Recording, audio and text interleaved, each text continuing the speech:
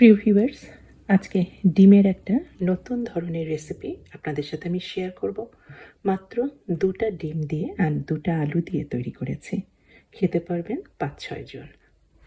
ডিমের এই মজাদার রেসিপিটা এই ঈদেই তৈরি করে সবাইকে চমকে দিতে পারেন আর পরিবেশন করতে পারেন পোলাও অথবা সাদা ভাত অথবা খিচুড়ির সাথে।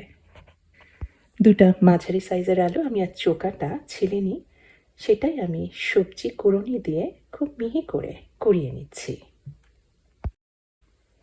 আলু কুড়িয়ে কিন্তু অবশ্যই পানির মধ্যে রাখবেন, ঠান্ডা পানির মধ্যে, তা না হলে কিন্তু আলুর রংটা চেঞ্জ হয়ে যেতে পারে, কালো হয়ে যেতে পারে। আলু ভালোভাবে ঠান্ডা পানিতে ধুয়ে নিয়েছি, পানিটা বদলিয়ে ফেলেছি।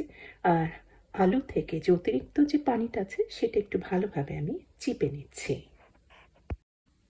আর অন্য একটা বাটিতে আমি নিয়েছি কিছুটা কাঁচামরিচ, স্বাদ অনুযায়ী নেবেন। আর তার মধ্যে কিছু কুচিয়ে দিয়েছি পেঁয়াজ, কিছু দিয়েছি ধনেপাতা, আর দিয়েছি সামান্য কিছুটা লবণ স্বাদ অনুযায়ী, আর হলুদ দিচ্ছি। এটা অপশনাল, তবে দিলে ভালো হয়, রংটা সুন্দর আসে।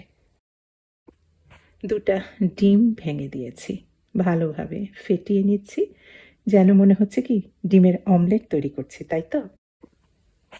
ডিমের মধ্যে কিছুটা আলু আমি মিশিয়ে নিয়েছি, তবে এখন একটা জিনিস আমি আপনাদেরকে দেখিয়ে দিচ্ছি। সামান্য কিছুটা অ্যারারুট আমি পানিতে গুলে নিয়ে সেই পানিটাও দিয়ে দিলাম ডিমের ভেতরে। আর বাকি যে কুড়িয়ে নিয়েছিলাম আলুগুলি, সেগুলিও সব মিশিয়ে নিলাম। অ্যারারুটটা অবশ্যই দেওয়ার চেষ্টা করবেন। ডিমের মধ্যে এরকম কুড়োনো আলু একটু ভারী হবে, ফলে আমি যখন ভাজবো তখন সেটা ভেঙে যেতে পারে। অ্যারারুট দেওয়ার ফলে কিন্তু একদম আঁটো-সাঁটোভাবে শক্ত হয়ে সুন্দরভাবে আলু আর ডিম একসাথে কুক করা যাবে, একটুও ভাঙবে না, একদম সুন্দরভাবে জমবে। প্রথমে আমি এই আলু ডিমের একটা অমলেট তৈরি করছি। ননস্টিক প্যানে তেল দিয়েছি, আর এর ধরনের ডিম ভাজার জন্য তেল কিন্তু একদম ভালোভাবে গরম করে নেবেন। ঠান্ডা তেলে যদি ডিমের অমলেট বা আমরা যেটা ডিম ভাজি প্রতিদিন, সেভাবে ভাজলে কিন্তু ডিম ভাজার পরে ডিমে একটা ডিমের আষ্টে গন্ধ থাকে। এই কারণে সব সময় তেলটা খুব ভালো করে গরম করে নিয়ে তারপরে ডিম ভাজতে হয়। সম্পূর্ণ ডিমের মিশ্রণটা তো দিয়ে দেওয়াই হয়েছে, এখন একটু হাত দিয়ে ভালোভাবে আমি ছড়িয়ে জাস্ট প্যানের সাইজে এনে দিচ্ছি। এরপরে কিছুক্ষণের জন্য জাস্ট ঢাকনা দিয়ে রাখতে হবে, 2-3 মিনিটের মতো। এতে আলুটা কিছুটা সেদ্ধ হয়ে যাবে, আর চুলার আঁচটা মিডিয়াম হিটে রাখবেন। নিচের দিকটা ভালোভাবে কুকড হয়ে গিয়েছে, এখন একটা প্লেটে উঠিয়ে নিয়ে আমি জাস্ট উল্টিয়ে দিলাম। আলুর দিকটা কিছুটা আমি কুকড করে নিচ্ছি।